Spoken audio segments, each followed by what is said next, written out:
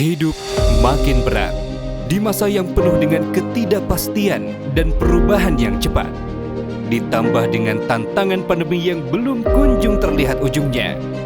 Dalam berbagai sisi, hidup rasanya makin berat. Namun, bukankah rasa berat ini telah Allah sesuaikan dengan kemampuan kita? Asa tak boleh putus. Masih ada harapan kita bangkit dan melampaui ujian demi ujian ini. Mari hadirkan selalu kondisi ruhiyah yang baik dan ilmu yang bermanfaat. Kalamata Komunika mempersembahkan jamuan spesial untuk Anda. Muharram Bersemi menghadirkan narasumber terbaik. Ustadz Muhammad Habibi, Ustadz Bendri Jaisyur Rahman, Riza Zakarias, Dr. Zaidul Akbar, Dr. Adi Warman Karim, Kiai Haji Heri Saparjan Mursi, Ustadz Ardian Syekh Asri Hussein, Ustadz Lukmanul Hakim. Spesial di bulan yang dimuliakan, sebagai ikhtiar memohon kemudahan dari Allah. Sudah terhubung Ustadz Bendri. Assalamualaikum warahmatullahi wabarakatuh, Ustadz. Waalaikumsalam warahmatullahi wabarakatuh. Maafin pagi-pagi antara anak-anak dulu sekolah. Ya. Alhamdulillah, saya malah terharu nih Ustadz, pagi-pagi seorang ayah mengantarkan Iya. putra-putri tercintanya nih. Ya, saya supir dad ya, bukan super dad, supir dad. Supir dad ya. Baik, Masya Allah. Sebelumnya selamat datang Ustadz pagi hari ini di agenda Muharram Bersemi. Bersemangat mencari ilmu di tengah pandemi dengan satu tema yang luar biasa nih Ustadz pagi hari ini di kajian Ustadz kaitan dengan cinta, bagaimana selalu bersama cinta sampai dengan ke surganya Allah Subhanahu wa taala. Nah, ini saya jadi teringat dengan satu hadis Rasulullah Shallallahu alaihi wasallam bahwa kita di hari akhir nanti, di akhirat nanti akan selalu dibersamakan dengan orang yang kita cintai. Tapi kita selalu bertanya-tanya seperti apa dan bagaimana sebenarnya kita bisa bersama dengan orang yang dicintai tidak hanya di dunia, tapi di surganya Allah Subhanahu wa taala. Apapun yang kita cintai. Nah, pagi hari ini sahabat yang tergabung insya Allah Ustadz Benri akan sampaikan secara jelas begitu ya apa yang dimaksud dengan selalu bersama cinta dengan sampai dengan ke surga nanti.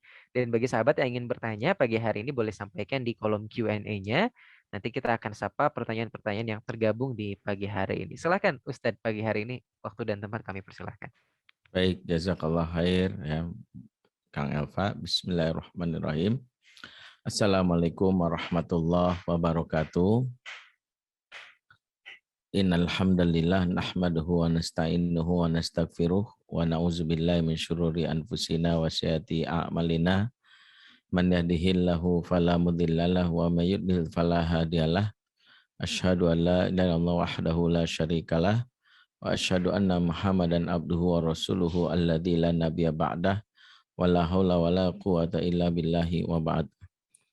Ikhwatal iman, a'azakumullah jami'an, Bapak-bapak, ibu-ibu, saudara-saudariku semua yang mengikuti kajian yang diadakan oleh Kalamata Komunika bersama dengan Syamil Group dan ditayangkan di MKTV dimanapun saat ini berada. Alhamdulillah di hari ini, di hari yang penuh barokah, hari Jum'ah, yaitu sebut Sayyidul Ayyam, ya penghulunya para hari. Di antara hari-hari yang utama adalah hari Jum'ah. Dan hari Jum'ah berasal dari kata jama'ah, artinya berkumpul. Dan memang idealnya hari ini adalah dianjurkan kita untuk berkumpul, baik via offline maupun online. Ya, kalau offline dilarang, maka berkumpullah kita di via online. Ya, jadi ini bukan harinya menyendiri. Ya, jadi jangan ada yang hari ini justru memilih untuk menyendiri, mengasingkan diri, karena inilah hari di mana kita berkumpul dan berharap mendapatkan ridha Allah Subhanahu wa taala. Dan di hari ini kita mencoba untuk belajar bersama, khususnya bagaimana kita merajut cinta di dalam keluarga, di mana cinta ini tentu cinta yang akan kita bawa bukan hanya di dunia, tapi juga sampai ke surga. Karena jangan sampai ketika kita berbicara cinta, kita berbicara hanya konteks yang kita bayangkan romantisme kemesraan yang ada di dunia. Kalau itu yang kita lakukan, itu rasa atau perasaan itu hanya bertahan sesaat. Bahkan kita tahu Al-Quran sudah menceritakan pasangan yang nampaknya romantis, nampaknya begitu bahagia, tapi ujung rumah tangga atau keluarganya justru berada di hal yang sangat mengenaskan. Ya, pasangan yang dimaksud adalah Abu Lahab dan istrinya. Mereka dikenal pasangan yang begitu kompak, ya. Bahkan diceritakan ketika istrinya atau ketika baginda Nabi Shallallahu Alaihi Wasallam melewati rumah mereka, berkata sang istri Ummu Jamil kepada suaminya, "Wahai suamiku, kalau nanti Muhammad lewat depan rumah kita lagi, aku akan lempari dia dengan kotoran onta." Kan begitu.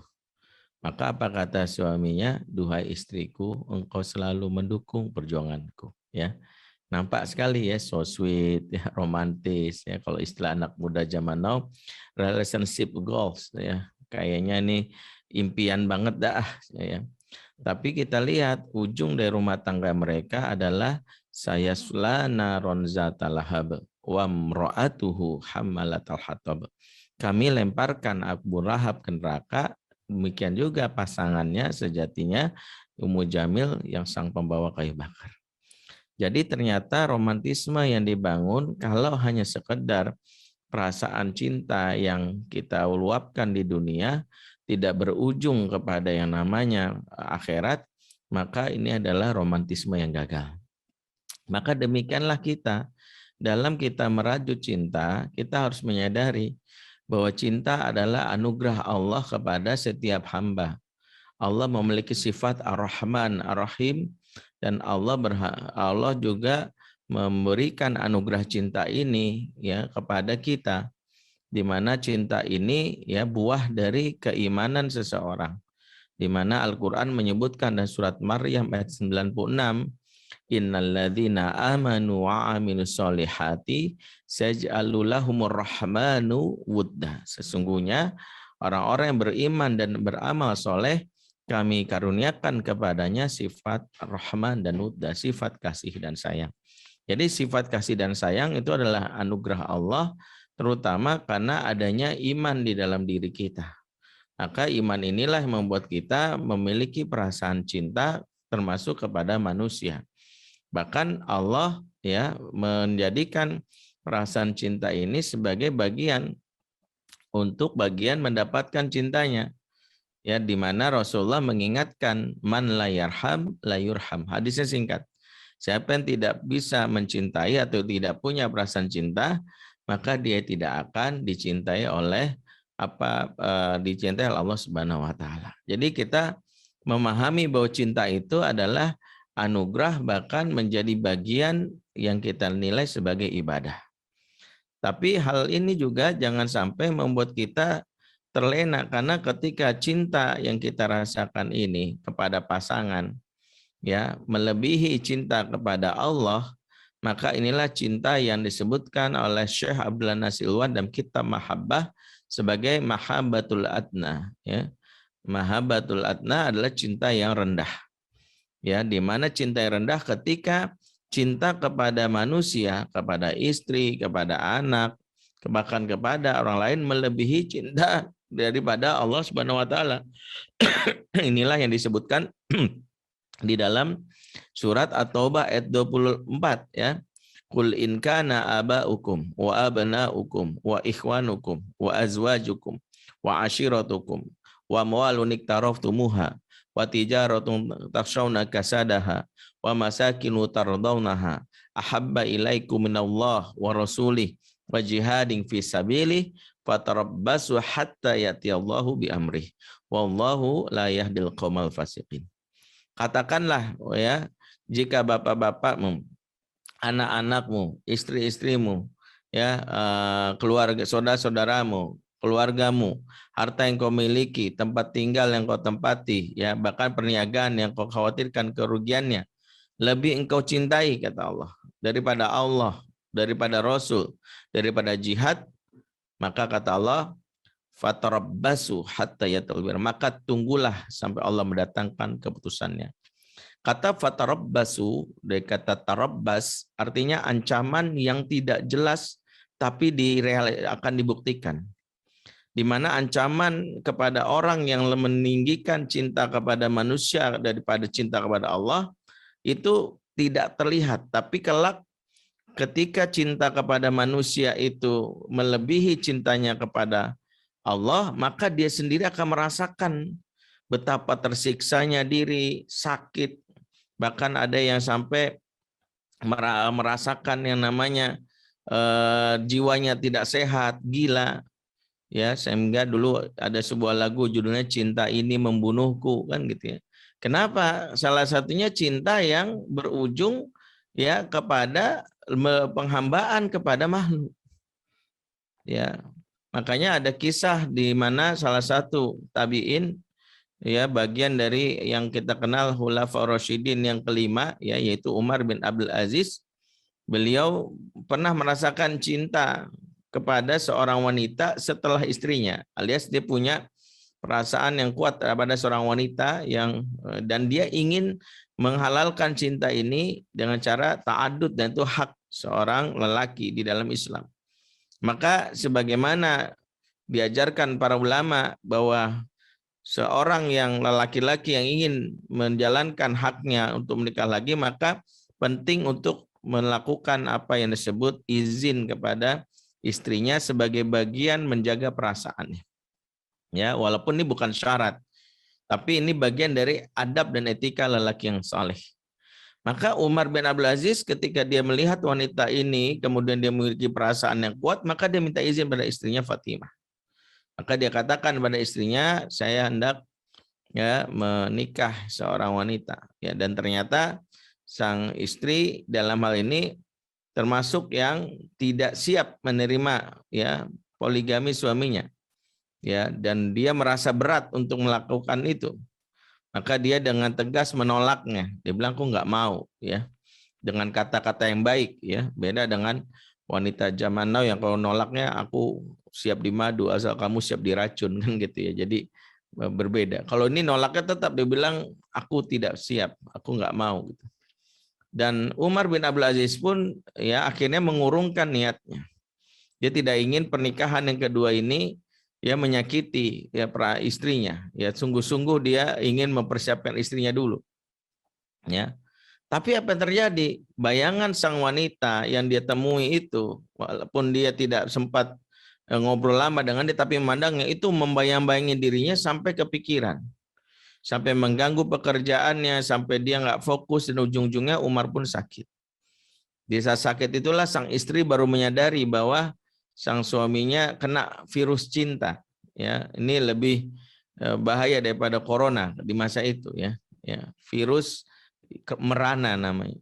Jadi bukan corona, virus merana. Jadi sampai akhirnya sang istri pun menyadari kayaknya obat dari seorang yang kasmaran tidak ada lain kecuali adalah cintanya dihalalkan.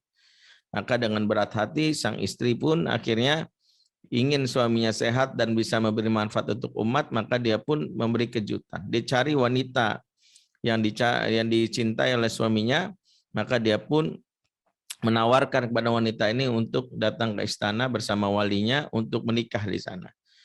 Dan dia siap menjadi istri yang dimadu gitu. Maka saat itu sang wanita yang kedua ini pun berangkat bersama walinya. Saat itu Umar terbaring sakit. Umar bin Abdul Aziz terbaring sakit. Saat terbaring sakit itulah sang istri memberikan kejutan kepadanya. Didatangilah wanita yang ditaksirnya. Di saat itulah wanita ini mendekat, maka Umar pun merasakan betapa degup perasaan itu tidak bohong. Walaupun dia baru mengenal wanita ini pertama kali. Namun saat itulah sang wanita ya bertanya kepadanya, ya, di mana atuhibbuk, betulkah atuhibbuni, betulkah engkau mencintai aku?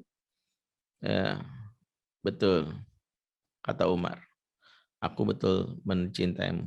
Dan apakah apakah engkau akan menikahi aku? Ya. Apakah engkau akan menikahiku? Umar berpikir sejenak kemudian mengatakan, aku tidak ingin menikahimu. Maka heranlah wanita ini. Ya, mengapa engkau tidak menikah aku sementara izin datang dari istrimu? Maka Umar pun mengatakan, ketahuilah wanita, saat pertama kali aku mencintaimu, aku sakit. Bagaimana mungkin aku menikahimu? Mungkin aku mati. Mencintaimu aja bikin aku sakit. Kalau aku menikahimu, mungkin aku mati. Jadi betapa ya Umar bin Abdul Aziz salah satu yang Allah selamatkan dari jerat-jerat cinta yang akan membawa kepada kebinasaan. Karena itulah salah satu hal yang harus kita waspadai, bagaimana setiap hubungan kita sesama makhluk, hubungan kita kepada pasangan, kaidah pertama adalah jangan sampai didasari hanya sekedar hal yang membuat kita lupa akan tanggung jawab kita sebagai seorang muslim di dunia. Yaitu apa? Menjadikan cinta kita itu terikat disebabkan oleh ikatan hubungan kita dengan Allah Subhanahu wa taala. Inilah cinta yang sejati di mana pengikatnya langsung adalah Allah Subhanahu wa taala.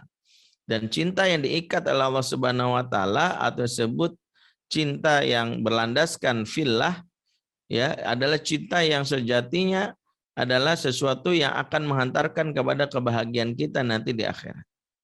Dan itulah mengapa salah satu yang wajib kita upayakan dalam berumah tangga, bagaimana ketika kita memiliki perasaan cinta, maka cinta yang kita jalankan dengan pasangan harus berorientasi kepada sesuatu yang kekal abadi. Di mana dasar cinta ini adalah iman. Dan iman inilah yang akan mengantarkan kita kepada pertemuan yang akan mempertemukan kita dengan pasangan kita, bahkan keturunan-keturunan kita. Dan ini disebutkan dalam surat At-Tur 21, ayat yang sering kita dengar. Walladzina amanu wattabathum dzurriyyatuhum biimanin alhaqna bihim dzurriyyatahum. Dan orang-orang yang beriman kepada Allah, kemudian keimanannya diikuti oleh anak cucu mereka. Allah akan pertemukan kelak mereka dengan pasangan mereka, dengan anak-anak mereka. Di mana? Yaitu di akhirat. Betapa cinta yang diikat dengan dasar iman, maka itu akan membawa kita kepada pertemuan yang membahagiakan, yaitu cinta berujung surga. Cinta berujung surga inilah yang ingin kita raih. Cinta berujung surga inilah yang mau kita inginkan. Bagaimana seseorang suami dan istri bukan hanya menjadi jodoh di dunia, tapi juga menjadi jodoh di akhirat. Bagaimana jodoh di dunia dan di akhirat ini salah satu dasar adalah iman. Makanya bangunan pertama yang kita lakukan awal berumah tangga bukanlah bangunan fisik. Di mana awal menikah itu jangan membangun bangunan fisik yaitu rumah yang megah dengan segala kemewahannya, bukan. Justru awal rumah tangga kita harus mengatakan, mari kalau kemarin kita jatuh cinta, maka inilah awal kita bangun cinta. Ya, jadi kemarin itu jatuh cinta. Ya, sekarang bangun cinta. Karena sudah halal. Bangun cinta ini bagaimana? Ketika kita bangun cinta, maka dasar bangkit dan bangunnya itu adalah kita memiliki yang namanya visi yang jauh ke depan. Di mana visi yang mengantarkan kita kepada cinta yang berkah adalah visi yang diarahkan kepada visi akhirat. Visi yang menjadi utama orientasi hidup manusia. Di mana Allah telah tegaskan misalnya salah satunya di dalam surat Al-Qasas ayat 77. Surat ke-28 ayat 77 mengingatkan apa yang menjadi dasar kita saat berumah tangga. Wabtaghi fima ataqallahu darul akhirah wala tansa nasibaka minad dunya. Dan carilah apa-apa yang membawamu kepada kejayaan akhirat, tapi jangan lupakan urusanmu di dunia. Carilah apa-apa yang membawamu kepada kejayaan akhirat. Maka bangun cinta di dalam rumah tangga Islami, maka sudah menuju kepada pertimbangan yang jauh, yaitu cari akhirat. Ya, tapi jangan lupakan dunia. Dan ini prinsip yang sederhana tapi kadang-kadang disalahpahami. Banyak keluarga muslim tertipu dengan prinsip yang berkebalikan. Salah satu yang sering populer itu adalah cari dunia, tapi jangan lupakan akhirat. Seolah-olah itu adalah sesuatu yang biasa, padahal bertentangan dengan apa yang ada di dalam surat Al-Qasas ayat 77. Bahkan pernyataan cari dunia jangan lupakan akhirat ini dikecam oleh Allah dan surah Al-A'la. Bal tu'thirunal hayatad dunya. Kalian itu lebih memprioritaskan dunia. Wal akhiratu khairu wa abqa. Padahal akhirat itu lebih baik dan lebih kekal. Tapi kita tanpa sadar mengatakan itu kepada pasangan, kepada anak. Nak, cari dunia. Jangan lupakan akhirat. Suamiku, istriku, cari dunia, jangan lupakan akhirat. Ya, padahal kata Allah cari akhirat, tapi jangan lupakan dunia. Memang bedanya di mana? Bedanya mungkin nggak terasa dari sisi makna, tapi kalau di sisi aplikasi jelas. Orang yang mengatakan cari dunia, jangan lupakan akhirat, maka kegiatan-kegiatan yang ada di dunia itu selalu menjadi prioritas. Ketika ada kegiatan berhubungan akhirat masuk, itu selalu nomor kalah. Contoh-contohnya gampang ya, ketika ditanya gitu, misalnya ada undangan, ya Bapak besok ada pengajian nih di Darut Tauhid, Agim yang ngisi ya. Apa jawabannya? Insya Allah kalau nggak bentrok dengan jadwal futsal saya. Soalnya jadwal futsal ini udah rutin, saya seminggu sekali udah bayar 400.000. Kalau ini kan broadcast pengajiannya baru aja saya terima pagi ini. Kan begitu ya. Kemudian ibu-ibunya juga tanya, ibu-ibu besok ada kajian ya dari Ustazah Erika misalnya di Masjid DT misalnya. Hadir ya Bu, insya Allah kalau nggak bentrok sama jadwal shopping saya. Soalnya jadwal shopping udah rutin ya, saya kalau seminggu nggak shopping badan gatal-gatal, bengkak-bengkak, begitu ada sindrom khusus. Makanya ketika kita menjadikan urusan dunia prioritas dengan tagline cari dunia jangan lupakan akhirat, maka akhirat itu selalu nomor sekian. Akhirat itu selalu menjadi prioritas kesekian. Makanya dalam pertimbangan kita dalam berumah tangga pun selalu hal-hal yang kita prioritasin adalah kebutuhan-kebutuhan dunia. Mencari rumah, yang ditanya apa? Dekat jalan tol enggak? Mallnya di mana? Ada kolam renangnya enggak? Ada tamannya enggak? Sport centernya enggak? Itu yang ditanya. Dan kita biasanya terbujuk dengan hal-hal sifatnya itu. Di dalam Al-Quran, bagaimana hamba Allah yang diceritakan Al-Quran, semisal Nabi Ibrahim alaihissalam misalnya. Ketika dia menjalankan misi di dalam keluarganya, ketika dia harus memisahkan istrinya yang saat itu sedang konflik antara Sarah dan Hajar karena kecemburuan Sarah, maka Nabi Ibrahim membawa Hajar meninggalkan ya kota Syam, mencari tempat tinggal yang baru. Di saat itulah Nabi Ibrahim membawa ke sebuah tempat tinggal yang diceritakan dalam surat Ibrahim ayat 37. Seorang ayah, seorang suami mencari tempat tinggal. Lihat ayatnya. Rabbana inni askantu min dzurriyyati biwadin ghairi dzi dzar'in inda baitikal muharram. Ya Tuhan kami, sesungguhnya aku menempatkan anak istriku di negeri yang tandus, tak ada tanam-tanaman. Kalau kita baca ayat ini sekilas, baru sampai ujung terjemahan ini, kita langsung berasumsi ini Bapak model apa? Tega banget. Cari tempat tinggal kok di negeri yang tandus, nggak ada tanam-tanaman. Indomaret nggak ada, mau mesen McD nggak ada. Ya pulsa apalagi wifi nggak ada. Ini Bapak model apa? Ntar kalau istrinya stres gimana? Mau ke salon gimana? Kan kepikiran gitu, tandus nggak ada tanam-tanaman, padang pasir semua. Mending kalau ada semen ada batako, ini pasir, nggak bisa diapa-apain. Maka kita lihat sambungan ayatnya, kenapa Ibrahim memilih tempat tinggal di negeri yang tandus tak ada tanam-tanaman, inda baitikal muharram. dekat dengan rumahmu yang dimuliakan. Meskipun negerinya tandus, tak ada tanaman, Ibrahim yakin yang paling penting negerinya itu negeri yang diberkahi, dan bukti negeri itu diberkahi adanya tempat yang diberkahi itu masjid. Dan masjid yang diberkahi itu adalah apa?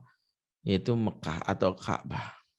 Sebagaimana firman Allah, inna awala baitin wudi alinnas lalladzi bibakkata mubarukan. Sesungguhnya rumah ibadah yang mula-mula ditempati adalah Bakkah yang berkahi. Bakkah itu Mekah.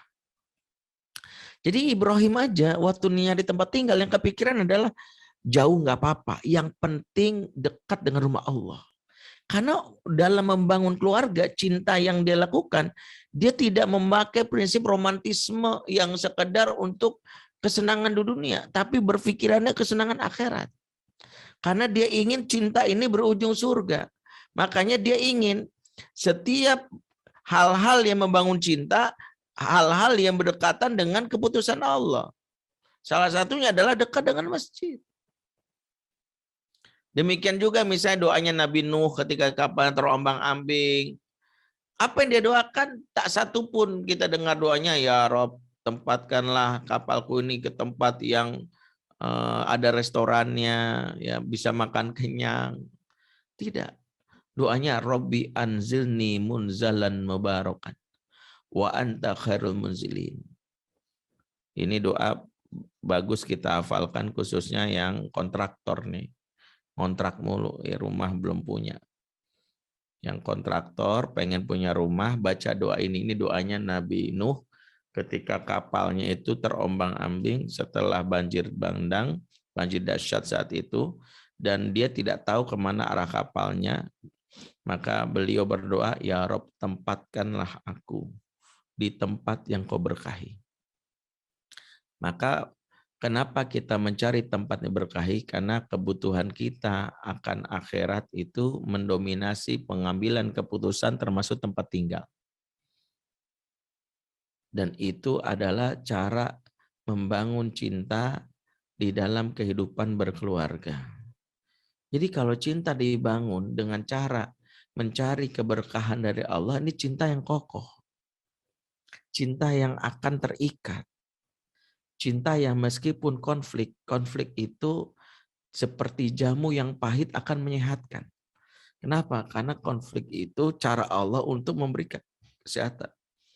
Di sana di mana Allah akan memberikan jalan keluar lewat apa yang menjadi dasar kita dalam membangun rumah tangga itu, yaitu keberkahan.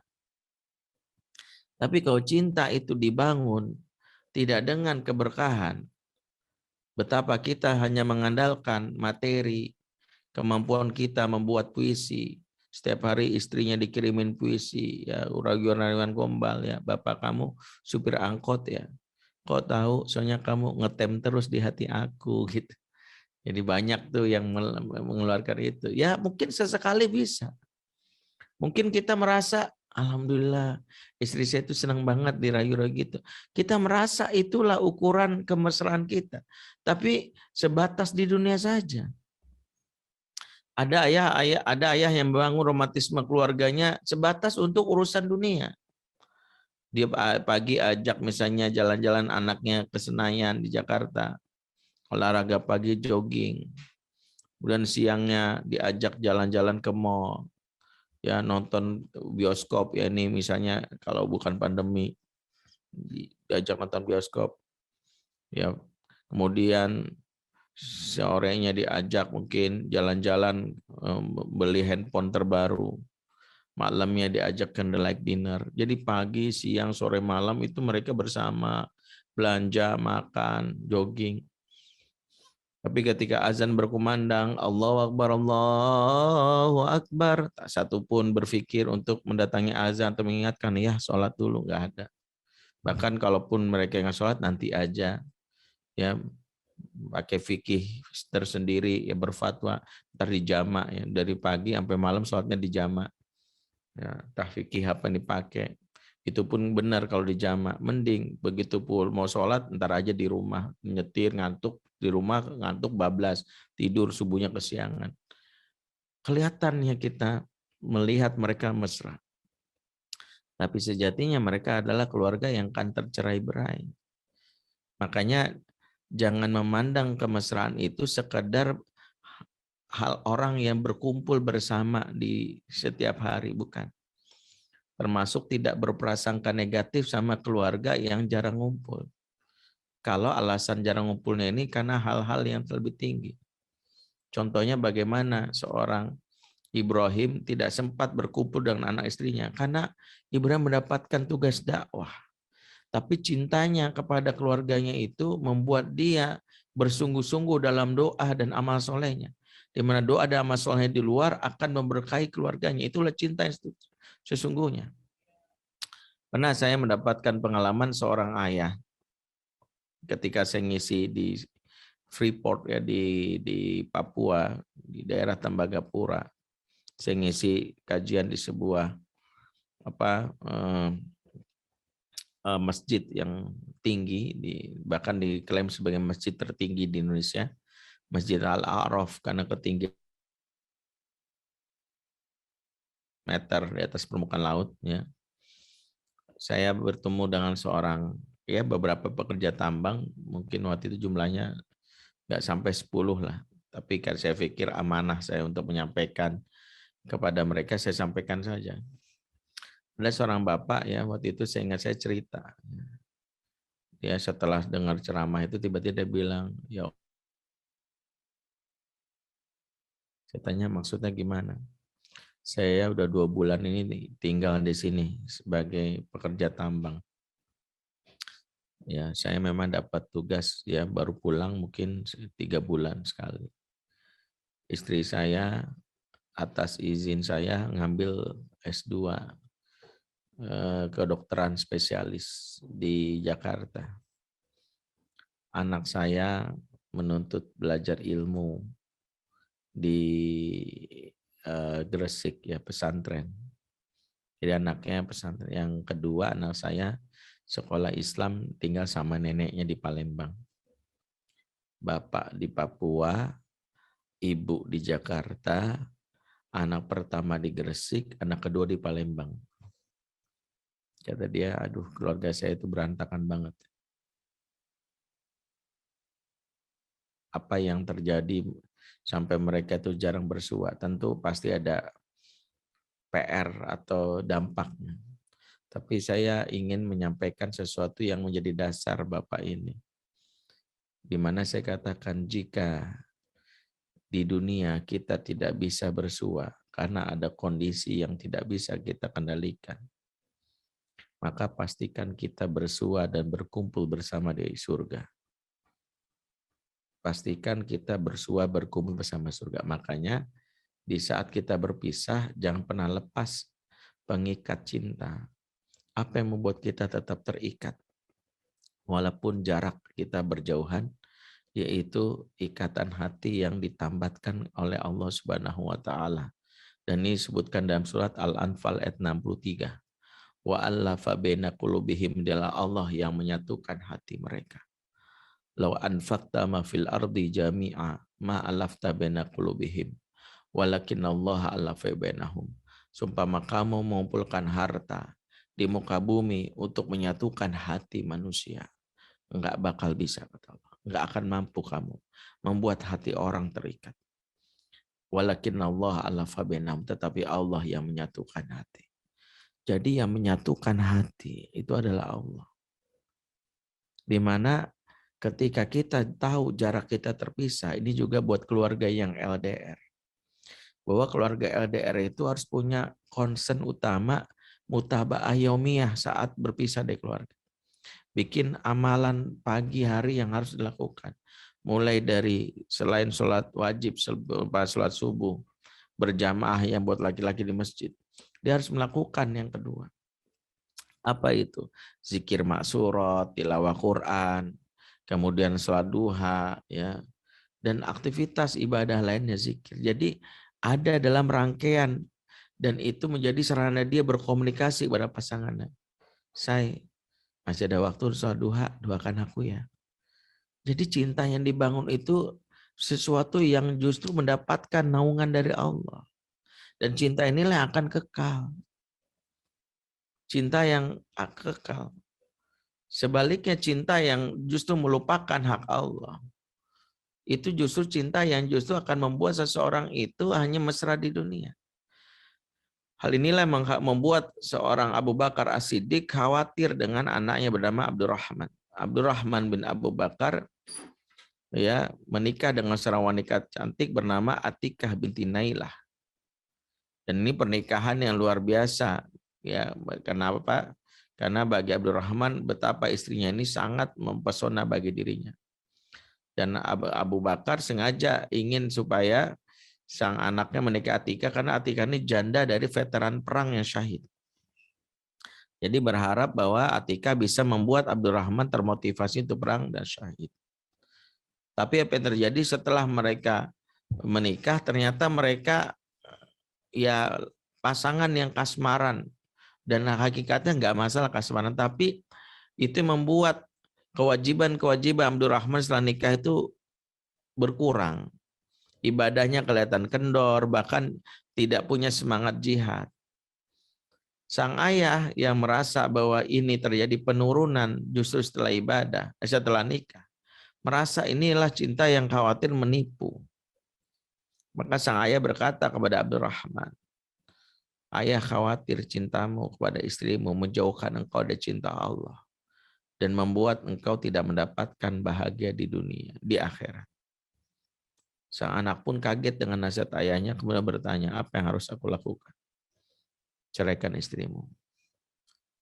Dan hal itu diperintahkan ayahnya, dan sang anak seorang anak yang taat. Kemudian dia pun berkata dan lembut, wahai istriku, aku tidak mau cinta kita membuat kita lalai dalam urusan akhirat, sehingga engkau dan aku tidak bisa memadu kasih di surga. Dan istrinya pun memahami, lantas apa? Bagaimana kalau kita bercerai? Dan sang istri pun mengiyakan. Baik, ditalaklah istrinya. Jadi ini perceraian terindah dalam sejarah. Nggak perlu berantem. Nggak perlu konferensi pers. Ya, kemudian update status di IG story masing-masing. Nggak ada. Mereka bercerai saja. Dan mereka menyadari perceraian ini berangkat mewujudkan bersihnya hati. Ya. Dan ketika mereka berpisah, perasaan mereka tersiksa, tapi mereka melampiaskan ini dalam ibadah Allah. Sang ayah menyadari itu, dan Abu Bakar pun akhirnya menyuruh ya Abdurrahman anaknya untuk menikahi kembali istrinya yang diceraikan. Karena cukup bagi mereka mengambil pelajaran atas peristiwa yang lalu agar jangan sampai lalai dalam urusan ibadah. Inilah yang kita ambil pelajaran. Betapa sang ayah Abu Bakar menyadari betul bahwa dia ingin rumah tangga anaknya ini rumah tangga yang dibangun atas kebutuhan jauh ke depan, yaitu mencari pahala dan ikatan yang kuat yang nanti di surga. Sehingga kalau kita menyadari dasar pertama kita membangun keluarga itu adalah spiritualitas kita yang pastinya terjaga hanya kepada Allah. Selagi spiritualitasnya terjaga, ikatan kita itu murni diikat oleh Allah. Tapi kalau kita nggak jaga spiritualitas kita, tapi nambah mesra, cinta kita sesuatu yang setan bermain di dalamnya. Jadi jangan bangga dengan kemesraan ditampilkan oleh orang-orang kafir. Dan kita biasanya mudah tertipu. Padahal Al-Quran banyak menceritakan rahasia hati orang-orang kafir. Dan itu dibongkar oleh Allah. Contoh sederhana, ketika dulu di zaman Rasulullah, orang-orang kagum dengan kekompakan Yahudi. Dianggap Yahudi itu kayaknya kompak, kokoh banget ya. Mereka itu nggak kayak kita, umat Islam sering bertengkar. Dan Allah memberitahu rahasianya, ikatan cinta yang tidak ada dari Allah. Apa kata Allah dan surat Al-Hasyr ayat 14? Ba'suhum bainahum syadid. Tahsabuhum jami'an wa qulubuhum syatta. Permusuhan di antara mereka itu dahsyat sebenarnya. Kalian aja nggak tahu. Kalian kelihatannya aksesori. Kamu menyangka bahwa mereka itu satu padu, pada hati mereka berpecah belah. Itu ceritakan Allah. Makanya kita lihat misalnya, kok kita kaget, kok bisa ya Bill Gates sama istrinya, kok bisa bercerai ya? Ada kayak mereka kompak, uang banyak. Salah satunya adalah karena mereka Mendasarkan cinta itu tidak ada naungan Allah dalamnya, karena prinsip mereka dalam hal ini sudah mulai tidak ada dia dalam hal ini hal yang mendasari ke cinta mereka itu akidah yang benar. Sehingga kalau ada romantisme dibangun di luar orang Islam gak usah bangga, karena toh ujung rumah tangga mereka nggak sampai kepada yang kita yakini yaitu di surga. Maka ketika kita merasa kita sudah menjadi seorang Muslim, maka kokohkan keimanan kita, dan keimanan kita itulah yang akan menjaga hubungan kita dengan pasangan. Sebaliknya ketika kita dalam hal ini tidak menjadikan kecintaan kepada Allah, bahkan kita melakukan apa yang kita sebut dengan dosa dan maksiat, maka Allah akan memberikan hukumannya selain di surga, selain di akhirat kita nggak mendapatkan jatah untuk bersua karena maksiat yang kita lakukan, di dunia pun dampak dari maksiat itu pun akan menyebabkan yang namanya cinta yang ada di dunia pun kandas. Makanya di antara hukuman Allah kepada orang-orang yang berbuat dosa, dijauhkan dan dirusaknya hubungan dengan pasangan. Ya, itulah mengapa perceraian itu terjadi bukan semata-mata urus nggak bagus, bukan. Habis di ekonomi kita suram, bukan. Rasulullah mengingatkan dalam hadis riwayat Ahmad di dalam kitab Sahihut Targhib, dan ini hadis ini menjadi pegangan kita. Kalau perlu hadis ini dihafal, diingat baik-baik. Rasulullah bersabda, "Walladzi nafsu Muhammadin biyadihi." Demi Allah, zat yang jiwa Muhammad ada dalam genggamannya. Jadi Rasulullah memulai hadis ini dengan sumpah. Berkata Ibnu Abbas, jika hadis dimulai dengan sumpah Rasul, ini hadis yang utama, jangan sampai kita lalai dan melupakannya. Perlu diingat dan dicatat baik-baik. Apa kata Rasulullah? Ma tawadda ithnani fafurriqu bainahuma illa bidzambin yukhdisuhu ahaduhuma. Tidaklah dua insan yang saling mencintai, saling mesra, saling akrab, ya. Dulu mesra manggilnya ay beb gitu ya, ayam bebek kan gitu ya, kadang-kadang begitu.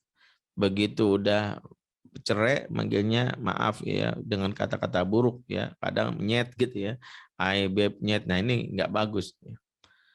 Tidaklah dua insan yang saling mencintai, saling mesra, saling akrab kemudian berpisah alias bercerai kecuali karena dosa salah satu di antara mereka. Jadi kalau ditanya apa penyebab kandasnya cinta di dalam rumah tangga, belum sampai ke surga tapi udah kandas, ada dosa di antara kita dan kita belum memperbaiki diri atas hal itu. Maka salah satu cara memperbaiki cinta yang putus, beristighfar. Nabiullah Adam ketika di mesra di surga dengan kasih hatinya nenek moyang kita itu adalah Hawa. Mereka adalah pasangan yang baik, tapi iblis tidak rela. Iblis ingin merusak dan menjerumuskan manusia. Makanya iblis mencari cara bagaimana biar mereka itu rumah tangga mereka kandas. Maka iblis menggoda dengan membujuk mereka melakukan satu dosa. Perhatikan, dosa yang mereka lakukan ini dianggap sepele. Apa nama dosanya? Salah makan. Nama dosanya salah makan. Kan sederhana banget ya. Buah yang terlarang mereka makan. Iblis membujuk dengan bahasa inna kunna lakuma minan nasihin. Sesungguhnya aku tuh pada kalian tuh sebagai penasehat. Ngaku-ngaku penasehat pada menjerumuskan. Maka mereka pun terjerumus memakan buah terlarang. Padahal Allah telah katakan fala taqrabaha di sajarah. Jangan kalian dekati pohon itu. Dan dimakan. Maka Allah murka, maka Allah pun mengeluarkan mereka dari surga. Kalau keluarnya bareng-bareng namanya liburan. Mereka beda. Adam dikeluarkan di India, dijatuhkan di India. Hawa di Arafah, di daerah Asia Barat. Satu di Asia Selatan, satu di Asia Barat. Satu di negeri India, satu di Jazirah Arab. Mereka tidak bersua, tidak bertemu, merasakan betapa Allah memisahkan mereka. Berapa lama? Kurang lebih 40 tahun. hanya karena dosa, salah makan, Allah bikin rumah tangga mereka pun berpisah beberapa saat lamanya. Dan itulah hukuman bagi orang yang tidak mampu dalam hal ini merawat hubungan dengan Allah sebagai pengikat cinta yang murni dalam menjalankan hubungan dengan pasangan. Lantas kalau ini sudah terjadi, bagaimana Ustadz? Kami baru menyadari. Begitu juga yang dilakukan oleh Nabi Adam dan juga oleh Bunda Hawa. Ketika mereka menyadari bahwa mereka melakukan kesalahan, maka mereka berdoa kepada Allah dengan doa yang menjadi pamungkas, doa pamungkas merawat cinta dan mengokohkan hubungan. Apa itu? Rabbana zolamna anfusana wa illam taghfir lana wa tarhamna lanakunanna minal khasirin. Bapak Ibu silakan doa ini dihafal. Saya yakin udah pada hafal. Tapi sering-sering dibaca. Rabbana zolamna anfusana wa illam taghfir lana wa tarhamna lanakunanna minal khasirin. Terus. Itulah yang diminta oleh Nabi Adam. Sampai akhirnya meskipun mereka terpisah jarak yang jauh, dulu nggak ada Gmaps, dulu nggak ada yang nama video call, nggak ada WA, nggak ada Kompas, bahkan nggak ada, belum ada peta, belum ada Yellow Page, nggak ada. Kok mereka bisa ketemu? Karena ketika kita mendekat kepada Allah, Allah lah akan mendekatkan kita dengan kehendaknya. Jadi nggak usah khawatir. Cinta, jarak, dan hubungan itu adalah mudah bagi Allah ketika kita mencari kepada Allah. Di dunia kita diikatkan dalam naungan cintanya, di akhirat dipertemukan lagi. Itu yang kita inginkan. Maka tidak ada kata lain untuk mengokohkan cinta ini yang berjuang surga kecuali memperteguh hubungan kita dan Allah. Bagi yang terlanjur membuat cinta dengan hal-hal yang diharamkan, mendatangi dukun, melakukan hal-hal yang terlarang, bahkan sempat waliyazubillah berzina, maka tidak ada kata lain kecuali taubat. Jangan hanya fokus kepada hal-hal yang substantif. Saya ingin menyampaikan sebuah kisah penutup sebagai penutup. Ini pelajaran. Ada seorang suami berselingkuh dan berzina dengan tentu orang lain dan diketahui oleh istrinya. Istrinya murka sekali, bahkan ingin menggugat cerai. Dan hal itu membuat sang suaminya ketakutan karena kalau digugat cerai nanti bagaimana nasib anak-anak, bagaimana pandangan keluarga. Maka dia pun menghubungi saya dan meminta tolong saya sebagai penengah. Kemudian dia berjanji tidak akan mengulangi. Dia bujuk-bujuk istrinya mau. Asal di bawah perjanjian disaksikan oleh Ustadz Benri. Maka saya pun hadir. Dia pun membuat sebuah perjanjian ditulis di materai. Tanda tangan. Jika terjadi kasus dibuktikan dia selingkuh, maka tidak kata lain jatuhlah talak. Ya, atau bolehlah sang istri menggugat dan jatuhlah talak. Selesai. Setelah perjanjian, ternyata sebulan tak lamanya suami ini menelpon lagi dan dia mengakui dia berzina lagi, dia berselingkuh lagi. Dan dia menangis sampai bilang, tolong saya Ustaz, saya nggak mau cerai rumah tangga saya ingin saya dan istri kembali menyatu. Saya ingin kami sekeluarga dan anak-anak itu kembali kepada hubungan sebagaimana keluarga yang lain. Disitulah mau nggak mau saya sedikit tegas. Saya katakan, kesalahan antum itu satu. Antum lebih fokus menjaga hubungan dengan istri daripada menjaga hubungan dengan Allah. Tak sadarkah bahwa antum itu melakukan dosa? Dan dosa antum itu akan penghancur kehidupan antum. Maaf, sekiranya antum maksa istri untuk menikah lagi, tapi masih di bawah amarah Allah, karena antum tidak merasa itu dosa, maka nggak akan bahagia rumah tangga. Nggak akan bahagia. Pasti ribut tuh. Walaupun menikah, tapi ribut terus-terusan.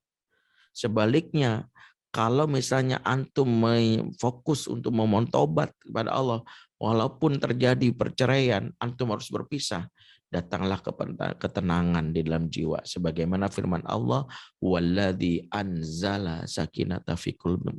Dia Allah yang menurunkan sakinah. Maka kesalahan mendasar sebagian kita ketika mengkhianati pasangan, melakukan dosa, Kemudian kita ketahuan yang kita fokus itu bukan ke Allahnya, fokusnya ke pasangannya. Lantas mengatakan, beri aku kesempatan, please.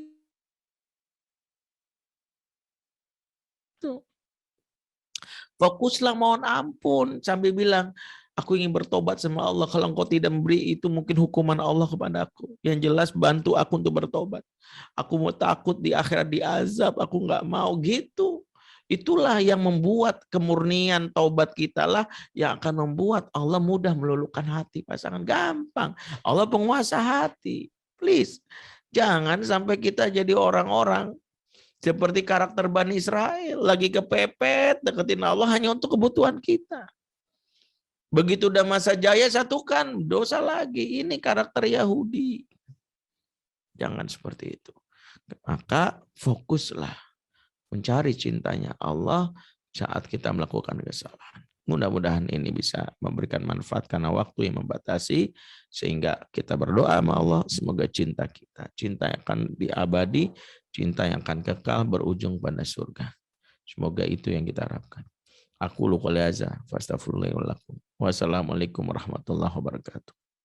Waalaikumsalam warahmatullahi wabarakatuh. Terima kasih Ustadz, satu inspirasi ya di kebersamaan pagi hari ini, utamanya bagi kita yang telah atau tengah membangun keluarga, membangun cinta dalam keluarga. Mudah-mudahan tadi ya Ustadz ya, fokusnya bukan hanya kepada pasangannya, tapi justru fokus membangun cinta pada Allah Subhanahu wa taala. Karena ternyata tidak cukup hanya sekedar romantisme atau gombal-gombalan semata begitu saja, tapi bagaimana saling mengingatkan dan menguatkan ketaatan pada Allah Subhanahu wa taala lah yang menguatkan pondasi cinta di keluarga kita. Nah, di kebersamaan pagi hari ini sahabat, bagi rekan-rekan yang ingin bergabung silahkan untuk bisa menyampaikan pertanyaannya di kolom chat ataupun juga di kolom Q&A.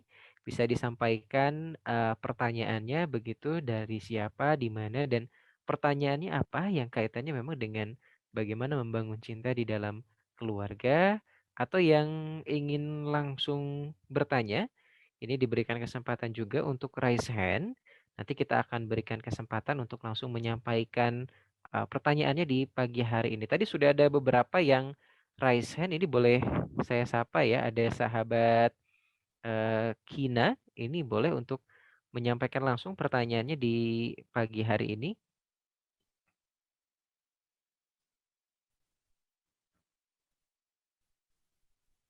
Baik, boleh dibantu rekan sahabat Fatih mungkin di operator ya untuk bisa Baik, ini sudah berikan ada kesempatan di yang ingin kolom bergabung chat langsung. sahabat Elva. Baik, sebelum kita berikan kesempatan yang sudah raise hand, yang bertanya langsung, kita sapa terlebih dahulu yang sudah bergabung di kolom chat. Ada sahabat kita pagi hari ini dari Nur, sahabat Nur di Bogor, izin bertanya Ustadz, ini bagaimana sih memahami cara perbedaan karakter anak dan suami? Kadang beda begitu Ustadz karakternya, pendekatannya seperti apa. Nah, untuk kita memahami perbedaan karakter di antara anak dan suami ini perlu bagaimana Ustadz agar bisa terkomunikasikan dan membangun cinta di dalam keluarga? Silakan Ustadz. Iya, sejatinya kalau kita sudah serumah, pasti kita sudah tahu perbedaannya ya. Karena kata Umar, memahami karakter itu lewat 3 cara. Satu, mabit, ya nggak mungkin kita nggak pernah mabit sama pasangan. Dari mabit gitu tahu. Yang kedua, safar. Kita jalan jauh, pernah nggak jalan jauh? Masa iya dalam rumah tangga pernah jalan jauh? Yang ketiga, muamalah, berkaitan dengan urusan uang. Kita bisa tahu tuh suami kita pelit atau enggak, suami kita orangnya sembrono atau enggak dari urusan muamalah aja. Termasuk kita dari sisi anak juga seperti itu. Makanya tidak berhenti di memahami. Kalau sekedar memahami, tapi yang jelas bagaimana mentreatment sesuai dengan perbedaan karakter itu. Rasulullah SAW adalah contoh bagaimana bisa memberikan treatment sesuai perbedaan karakter. Kata Allah dalam surat Al-Isra ayat 87, Kul kullu ya'malu ala syakilati. Katakanlah masing-masing mereka beramal berdasarkan syakilah. Syakilah itu apa? Tabi'ah, kata Ibnu Abbas. Orang itu kalau beramal punya kecenderungan itu berdasarkan tabiatnya. Makanya orang-orang yang jiwanya keras, dia melakukan aktivitas yang sesuai dengan jiwanya. berkuda, memanah, hal-hal yang dia rasa seperti itu. Apakah salah? Tidak. Kita bisa belajar Rasulullah itu dengan Umar, dengan Abu Bakar berbeda. Abu Bakar sahabat yang melankolik. Dan Rasulullah tahu karena Abu Bakar ini gampang nangis. Baru baca ayat, nangis. Pernah suatu malam Rasulullah ketika melakukan inspeksi ke rumah-rumah sahabat, ya, sidak. Rasulullah melewati rumah Abu Bakar dan melewati biliknya di mana Rasulullah mendengar lamat-lamat lirih suara Abu Bakar sedang sholat malam. Dan baca Qurannya pelan sekali. Bismillahirrahmanirrahim. Alhamdulillah. Pelan Rasulullah mendengar. Kemudian Rasulullah berjalan ke rumahnya Umar, melewati rumah Umar dan Umar juga sholat malam. Tapi Umar suaranya teriak, Bismillahirrahmanirrahim. Beda. Besok paginya didatangi dua orang ini, ditanya. Aku melewati rumah Abu Bakar. Ngapa kau lihat engkau dengar suaramu pelan? Apa kata Abu Bakar? Innallaha sami'un alim. Allah Maha mendengar lagi mengetahui. Jadi nggak usah teriak-teriak. Kemudian Umar ditanya, Umar, aku lihat aku dengar engkau semalam salat tahajud, engkau teriak-teriak. Mengapa? Kata Umar, biar setan-setan pada kabur. Karena udah tahu ada Umar di sini. Jadi masing-masing punya alasan. Rasulullah mengatakan apa? Rasulullah memberikan hak mereka, tapi Rasulullah mengajarkan yang menjadi dasar dalam Islam, yaitu pertengahan. Maka kata Rasulullah, warattilil Qur'ana tartila. Umar, rendahkan suaramu. Abu Bakar, naikkan suaramu. Tengah-tengah. Jadi sejatinya tidak dianggap hal yang buruk. Abu Bakar tuh melo. Kalau misalnya Umar keras. Umar itu kalau apa-apa jawaban dia selalu begini. Da'ani adribu unuqa hadzal munafiq. Biar saya penggal aja kepala nih orang munafik ini, kan gitu. Umar tuh bawaannya hantem, tabok, orang rese kan gitu ya. Apakah salah? Enggak.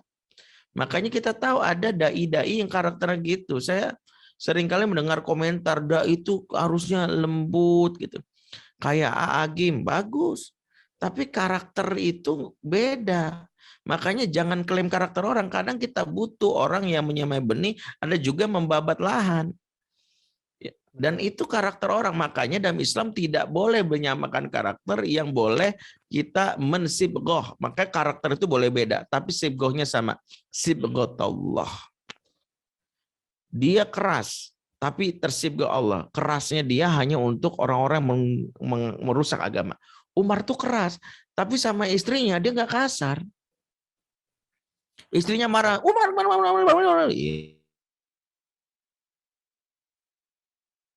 Kita ini lupa. Orang keras itu kalau dia sibgoh, dia tahu keras sama siapa. Kemungkaran, buah. Abu Bakar lembut, kelihatannya melo. Tapi begitu udah nggak bayar zakat saat pemerintahannya, langsung perang. Nggak macam-macam. Dan macam-macam. Ini urusannya udah melanggar ini. Orang tuh nggak nyangka, Abu Bakar menyatakan perang. Ini udah beda. Maka kita tahu yang menggerakkan mereka itu adalah sibgoh. Kata itu sibgoh. Demikian juga Utsman. Utsman tuh pemalu, lebih malu daripada gadis yang dipingit. Utsman tuh apa ya? Jarang ngomong. Makanya pemerintahannya itu seringkali orang berasumsi masing-masing, komunikasinya jarang. Pernah jadi khotib, khutbahnya singkat sekali. Dalam sebuah riwayat Utsman itu kalau jadi khotib itu khutbahnya pada saat beliau jadi khalifah kan wajib jadi khutbah. Beliau khutbahnya tuh cukup dengan beberapa kalimat, innakum la tahtajuna khalifatal qawal walakinnakum tahtajuna khalifatal fa'al. Sesungguhnya kalian tidak butuh khalifah yang banyak bicara, tapi kalian butuh khalifah yang banyak bekerja.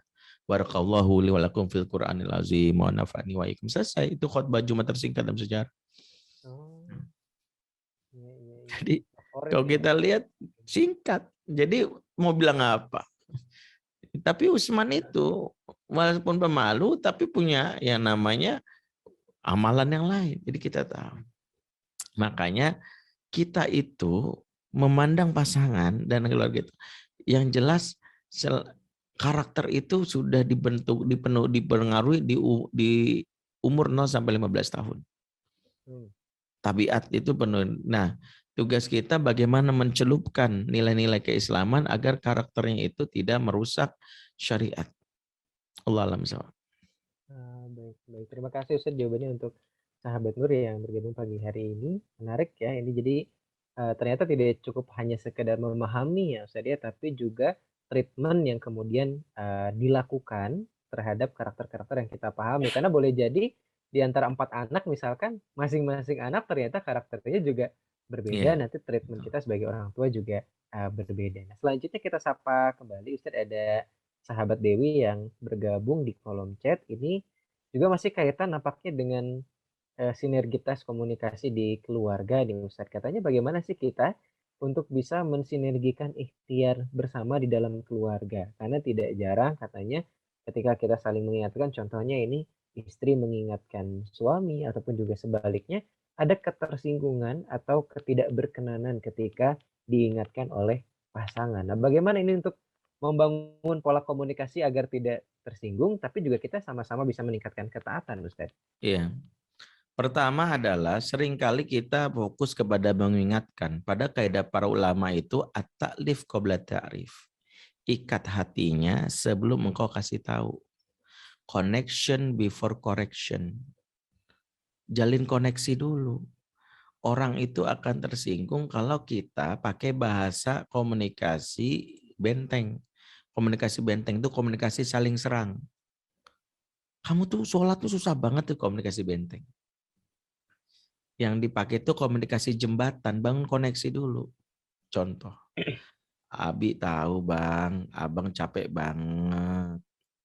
Harusnya sekarang abang tuh tidur, tapi Abi ngajak subuh ya bang ya. Maafin Abi ya bang ya. Gimana caranya ya bang, biar besok bisa subuh kan enak. Anak dipahami dulu. Say, aku tahu lelah banget kemarin ya kamu bekerja. Pastinya nggak enak ya saya. Setiap hari kamu kerja capek sampai tidurnya kemalaman. Pagi ini kamu harus bangun subuh. Aku pengen kita biar bisa masuk surga bareng. Salah satu ibadah. Enak. Tapi kalau bahasa pendekatannya dengan bahasa saling benteng langsung serang pakai ayat. Berbangun. Allah berfirman Al-Quran, A'udzubillahi minasyaitonirrajim. Wah, gue diruqyah nih, males. Asap ngebul panas, sono lu keluar. Gitu. Maka itu pakai kaidah ini. Rasulullah ketika ada seorang Arab Badui pipis di Masjid Nabawi, semua sahabat udah pengen menghajar, kurang ajar nih, tabok nih. Ini orang pipis Masjid Nabawi. Rasulullah mengatakan da'uhu, biarin. Loh kok dibiarin? Dan inilah kita harus pahami. Membiarkan kemungkaran bukan berarti dalam pengertian seolah-olah membiarkan kemaksiatan, tapi berstrategi. Rasulullah berstrategi, biarkan. Apa Rasulullah biarkan? Enggak. Rasulullah kemudian berstrategi. Ambil air seember. Rasulullah sedang membangun koneksi dulu, biar orang dekat dulu sama dia. Siram. Setelah siram, Rasulullah pegang pundaknya. Orang ini kaget. Kemudian mengenalkan dirinya, Ismi Muhammad. Sampai kaget orang ini. Anta Muhammad, Rasulullah. Iya, kata Rasulullah. Orang ini kagum sekali. Yang mau nyiram air kencing saya ini seorang nabi. Langsung nanya. Rasulullah pun ngomongnya bisik-bisik. Orang lain nggak tahu. Menjaga perasaannya. Orang ini takjub banget. Akhirnya beliau tuh cinta sampai berdoa, Allahumma arhamni warham Muhammad wala tarham ghairana ahadan. Ya Allah, sayangilah aku dan sayangilah Muhammad. Yang lain jangan kau sayang. Saking keselnya malah. Udah, saya mau sayang Muhammad. Jadi kita pelajari baginda Nabi itu ketika melakukan upaya mengkoreksi, beliau menjalin koneksi dulu. Kita tuh kadang-kadang nggak menjalin koneksi sama pasangan itu. Pastikan terikat hatinya. Kalau udah jatuh cinta banget, diingatin mah nggak bakal marah. Akan ada. Saya dicubit, jangankan dinasihatin, saya dipukul istri aja, Abi nih. Itu karena saya tahu ini pukulan cinta. Ini karena istri saya ini udah dibilang jangan makan instan.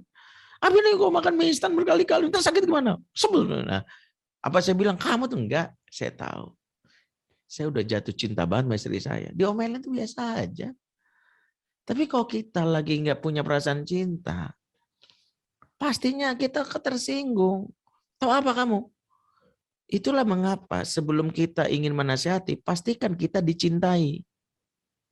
Karena nasihat itu akan masuk kalau dicintai. Fa innal qalba malik wal a'dha'u junuduhu. Sesungguhnya hati itu raja, kata Ibnu Taimiyah. Yang lain itu prajurit. Kalau hati sudah kau tundukkan, yang lain ngekor.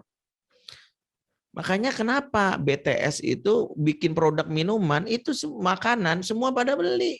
Padahal kenapa? Karena anak muda udah kadung cinta.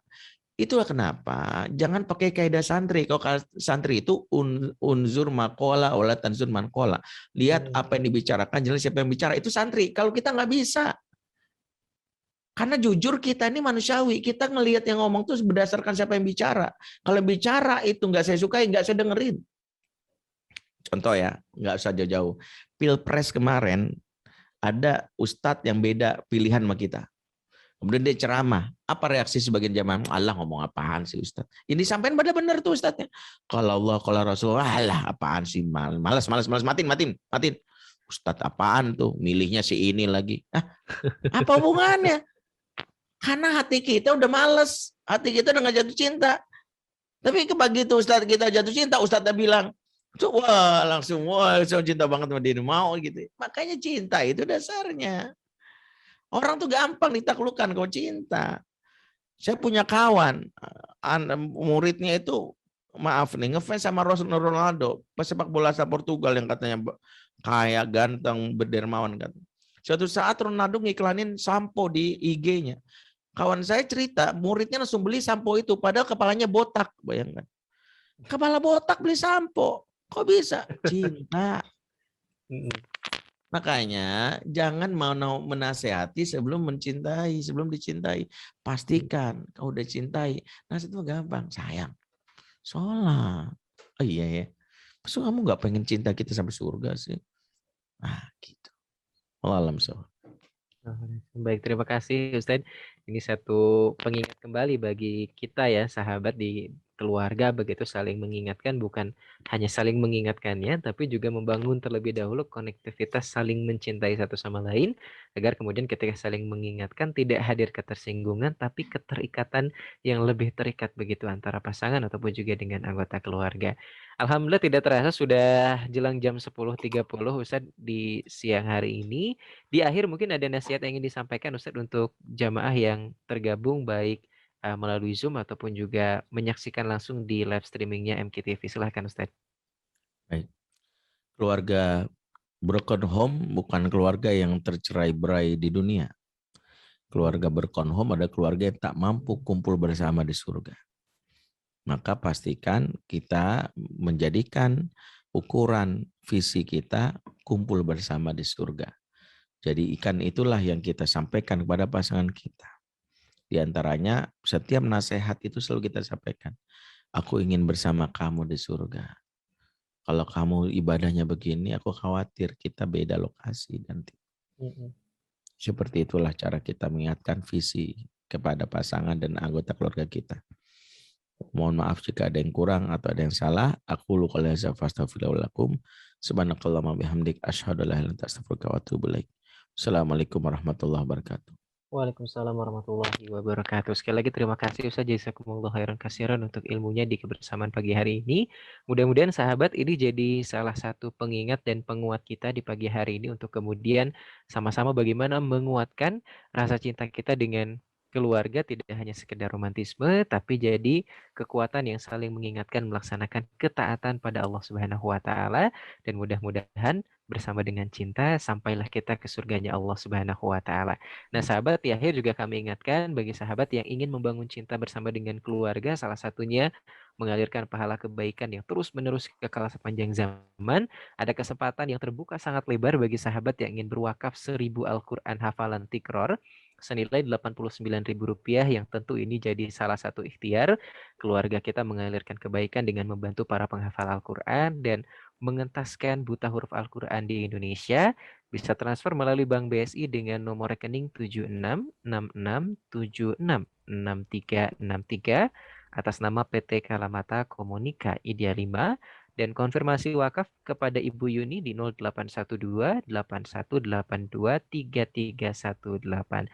Dan akhirnya mudah-mudahan keluarga kita menjadi keluarga yang bahagia di dunia dan di surganya Allah Subhanahu wa taala. Akhir kata, saya Alfa Laufa pamit undur diri. Mohon maaf atas segala kesalahan di kebersamaan pagi hari ini. Semoga kita kembali berjumpa di surganya Allah Subhanahu wa taala. Selanjutnya, saya kembalikan kepada sahabat Pati Pagi Hari. Hidup makin berat di masa yang penuh dengan ketidakpastian dan perubahan yang cepat. Ditambah dengan tantangan pandemi yang belum kunjung terlihat ujungnya. Dalam berbagai sisi, hidup rasanya makin berat. Namun, bukankah rasa berat ini telah Allah sesuaikan dengan kemampuan kita? Asa tak boleh putus. Masih ada harapan kita bangkit dan melampaui ujian demi ujian ini. Mari hadirkan selalu kondisi ruhiyah yang baik dan ilmu yang bermanfaat. Kalamata Komunika mempersembahkan jamuan spesial untuk Anda. Muharram Bersemi menghadirkan narasumber terbaik. Ustadz Muhammad Habibi, Ustadz Bendri Jaisyur Rahman, Riza Zakarias, Dr. Zaidul Akbar, Dr. Adi Warman Karim, Kiai Haji Heri Saparjan Mursi, Ustadz Ardian Syekh Asri Hussein, Ustadz Lukmanul Hakim. Spesial di bulan yang dimuliakan, sebagai ikhtiar memohon kemudahan dari Allah